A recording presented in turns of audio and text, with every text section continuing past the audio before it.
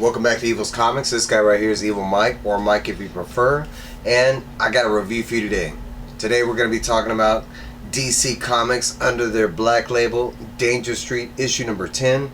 It is written by Tom King, art by Jorge Fornés, colored by Dave Stewart, and letters by Clayton Cowles, and the cover is done by Inhyuk Lee. No, I'm just playing. Inhyuk Lee. Before we get started, please like, comment, subscribe on this guy's channel. It does help. I'm trying to get there. You know, we're so close. I think I'm like 7 away from the 666 mark, right? Tell your friends. Sub me up. Alright, guys.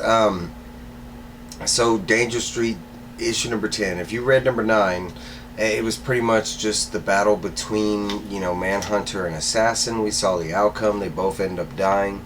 And this one and that issue didn't have Dr. Fate's helmet in it. Right where we start off, this one, it basically touches base with that. Hey, y'all got an issue without me, you know, alright, let's get back to the story kind of thing. So we start out and we are with, you know, I'm forgetting his name, drawing a blank, Mr. Ryder, the Creeper, aka, and he's basically taking a smoke break. He says he's going out to the roof. We get this scene with the woman right here. I thought she was the girl from the main cover, but I just wasn't looking at the clues. I know the girl from the main cover. This girl, we don't know. She happens to be riding in the elevator. She doesn't say where she's going, and he's going all the way up to the roof. She happens to ride all the way up and then all the way down. There's not a lot in the conversation, but enough that he is so occupied when he walks out to the roof, he doesn't notice the bloody bodies that are on top of the roof at first. He does eventually, you know, recognize, but he's kind of caught up in the pretty lady moment. We jump back over to Lady Cop, and she's basically making her way back home. She has Dr. Fate's helmet. At this point, she's trying to get contact like California PD, and she's, you know, explaining, hey, I'm a chief of police back home. I've been following up on this lead. I did find a lead on a case, and it leads to, you know, the green team, and she starts going into like superhero mumbo jumbo, talking about magic and swords and diamond swords and the green team, and of course the cop on the other line's like, you know, you need to call Superman or the Justice League, you know, kind of thing. This is, you know, out of our league kind of thing. And that's where he leaves her off, and he basically hangs up on her. It's a moment where it kind of pisses her off. She doesn't know what to do. She don't want to leave California because she knows that everything is tied to the green team kind of thing, but she has to go follow up on what she's been, you know, because she's trying to figure out the murder of one of the dingbats. So she does, you know, she comes over here, and I thought she was going to have a moment where she actually either put on the helmet or she actually talked to it. And it's just kind of a moment where she doesn't know how to carry the helmet of fate. Like, is it carry-on luggage? Does it go in a bag kind of thing? Kind of a little joke. We jump over to the Dingbats and Warlord, and the non-fat is basically showing, you know, Warlord this picture of Orion stealing the little boy's body, trying to find, like, Atlas's soul, supposedly. Non-fat is trying to convince Warlord that that's the guy that has the kid's body, and that's where, you know, their mission needs to go forward to. So we're back on the rooftop, and, you know, Jack Ryder, he went and told, you know, the last remaining green team member, the Commodore, I think his name is, but basically, hey, I found our bodyguard and the other guy that's been after us, you know, what do you want to do? And, you know, he's kind of like, you know, he asked him, did he tell anybody, you know, and Jack's like, no. And basically he's like, well, it looks like everything kind of, you know, fixed itself. We're going to have to spin this, you know, some kind of way. Hey, look, you know, I need the sword. It used to be my diamond arm. I kind of like it better as a diamond arm. It kind of looks dumb as the sword. And then we get to this point, and basically he takes the sword, and he's all like, look, I want you to kneel in front of me. And Jack's like, huh? But he doesn't call him Jack. He calls him Creeper. This throws Jack off. You know, Jack is supposed to be, and I said Jack off, but he's supposed to be, you know, his alias is supposed to be secret, you know, kind of thing. He didn't know that the green team knew about him, but the green team, you know, the Commodore explains that he bought everything that came with Jack Ryder, so of course they know he's the Creeper.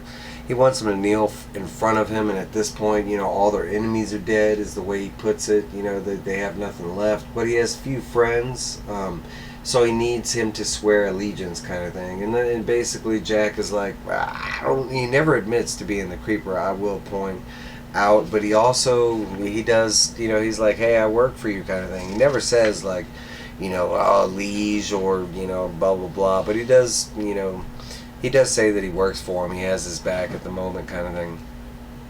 We jump over and they're talking about dragons. Of course, the High Father is trying to hold up the sky, and it is not working. He's at the end of the line. We got Darkseid over here, and he's just watching the demise of High Father, which eventually happens. He does eventually succumb. It doesn't state whether he dies or whatever. Of course, they're gods, but basically he does fall, and the sky starts to fall. Whatever that means, we don't know yet.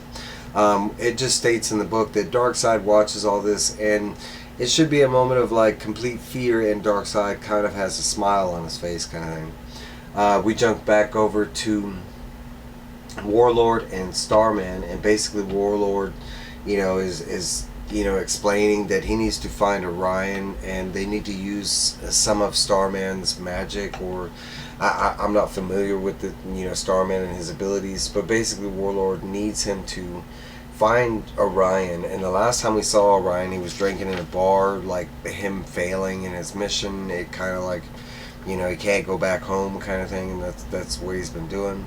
But basically, Starman, at this point they're kind of debating whether the mission is for it. They're trying to resurrect this kid and get back Dr. Fate's helmet, and that's where Warlord is. Starman's like, look, everybody wants to be Superman. We're supposed to be heroes. We have to strive to be the best. Sometimes we fail. But in the end, regardless of what anybody says, we are Superman. And basically, they state that they need the helmet to resurrect the kid. We've known that from previous stuff. We jump back over to Ryder and the Commodore, and Commodore's basically talking about the sword, how he can get it back to Metamorpho's arm, kind of thing. He doesn't like that it's a sword. We got Jack over here, and he's trying to figure out how they're going to spin this. He's like, look, how you want me to go on the news? You want me to tell the truth about these bodies? Nah, we need to go to the police, kind of thing. We need to get, and he's trying to get the Commodore to spin a story on the two bodies thing. The Commodore doesn't have anything to do with him. He's just worried about the stupid sword. And as this is going on, we get this little scene over here where we get this like mermaid tail that's going up the window. It's gonna play a major, key moment in a second, because Jack Ryder's thrown off, because in the background he sees who that is, and it's the girl from the front cover. It's one of the Outsiders. I completely forgot she was in that group until I saw her here. I was like, oh yeah, that's who that is, because originally I didn't know who that was. I just thought it was a cool cover, which it is a fantastic cover. But so we get this moment here where Lady Cop is on the plane. She's traveling back to, the Danger Street, basically, and it's basically a stewardess that is, and I don't even know if that's the right name for him, but a flight attendant, something like that, that's trying to get Lady Cop to put Dr. Fate's helmet under the seat. She has brought it on as a carry-on. Lady Cop explains that she doesn't want to let it go. She's a cop, please, and the flight attendant's like, look, we got rules, FFA, blah blah blah. I don't care if you're a cop, that's cool, that's special, but you still got to put it under your seat. She eventually does. We get this scene where we catch up with Orion, and Orion's like, he's doing this weird thing all drunk, and he's messing with the mother box that he's got, trying to get the mother box to say stuff really really fast that shouldn't be able to say. As this is going down, Warlord's just over here watching him, now found Orion.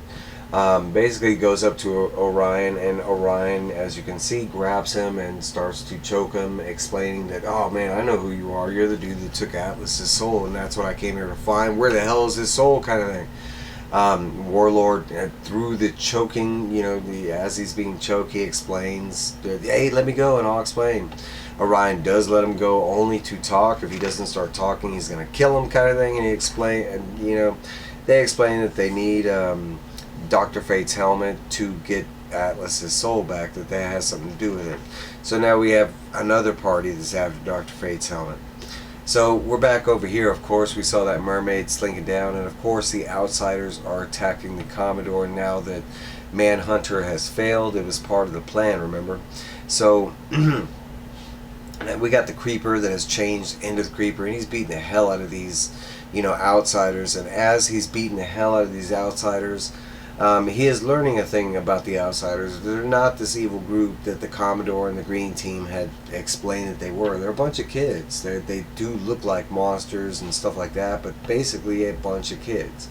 And the Creeper kind of, it's making him laugh. He's over here like, and it's kind of pissing the outsiders off. The girl that's on the cover, I'm not sure of her name, but she basically starts freaking out. Don't laugh at us, because they're already seen as freaks and monsters, that kind of thing.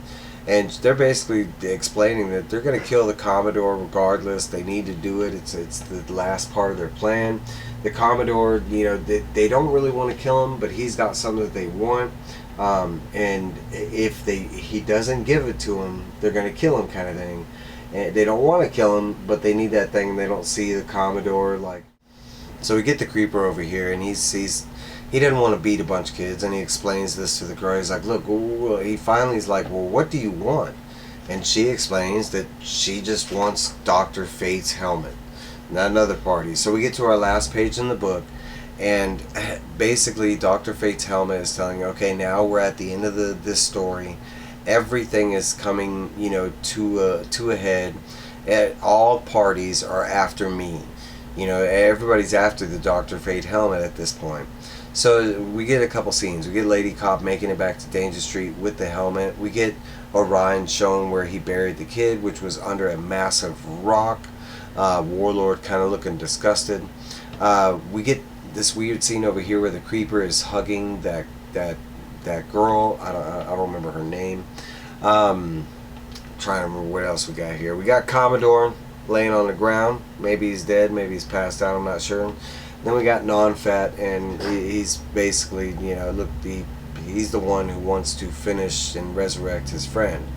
But that's all I got for you. That's this issue. There's a lot going on in this issue, especially after the last issue. The last issue was all action. This one was pretty much all story, and it looks like we're finally getting, to find out what all this is about. That is my review, guys. Please let me know down below if I missed anything, if you caught anything that I didn't, especially since all these are, old school characters. But I think I got the gist at this point. But hey, that's my review, guys. Let me know down below what you're thinking. All right. Bah.